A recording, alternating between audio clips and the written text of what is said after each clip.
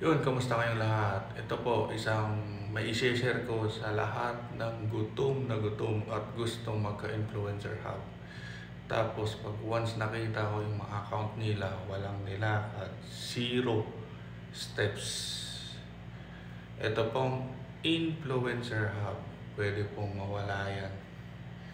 Tandaan nyo po, ang influencer hub na po ito is temporary lang, parang driver's license natin. Kumbaga, pinapagamit lang sa atin para mag-promote ng Sweatcoin application.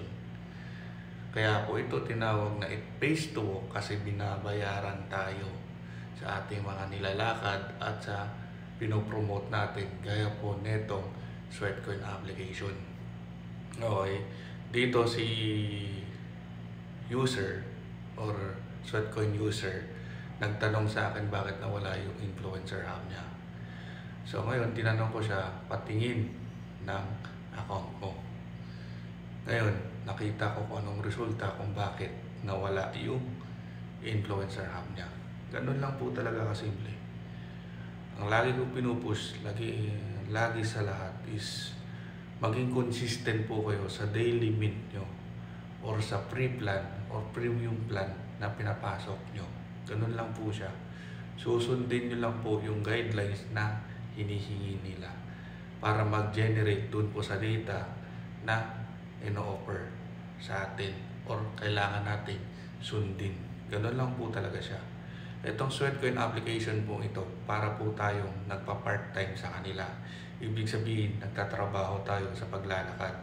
Pero paglalakad natin ito rin nakukuha na natin ng benepisyo para sa ating katawan. Kumbaga parang hinihiram din nila na bayaran yung mga nilalakad natin para mag-create or mag-mining ng Web3 coins. Pero as walking na mag-generate tayo ng Web3. Ganun po itong Sweatcoin application. Sa Sweatcoin application, nakapokus po ito sa pag-promote. Kung dati sikat ang Step N, ngayon dito na po nakilala si Sweatcoin. Ganun po kabilis ang pag-angat ng Sweatcoin application ikumpara sa Step N. Kasi ang alam ko ang Step N dati way back 2018 or 2019, parang ganun po kakilala siya. Pero yun po kasi kailangan mo mag-invest doon. Dito, ang kinakailangan lang ni Sweatcoin is mag-invest ka sa paglalakad para ma-maintain ang katawan natin bilang isang healthy. Kasi ang bayarin sa medical or sa hospital bills is napaka-taas po.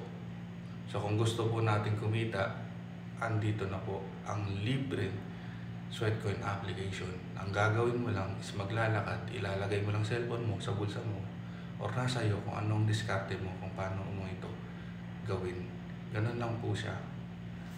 So sa hindi pa rin nakakaintindi, walang ibang hinihingi at gusto magpatulong sa akin paano mag-influencer hub, tatanungin ko po sa inyo, tignan nyo muna yung profile account nyo kung may nilakad kayo, lalo na yung monthly step average nyo. Ganun lang kasimple po yan. Kasi pag once na sinusunod nyo po yung monthly steps, save po kayo doon. At least yung Sweat wallet nyo nag-generate ng Web3 or yung token. Yung token na po ito is meron po itong pwede ma-trade sa ginto or sa dolyar, sa euro, kahit ano pong currency pwede po. Kasi marami pong brand na nakatie up dito sa Sweat Economy. Ganon po siya. Okay? Sana may natutunan po kayo sa akin, lalo na sa mga old accounts.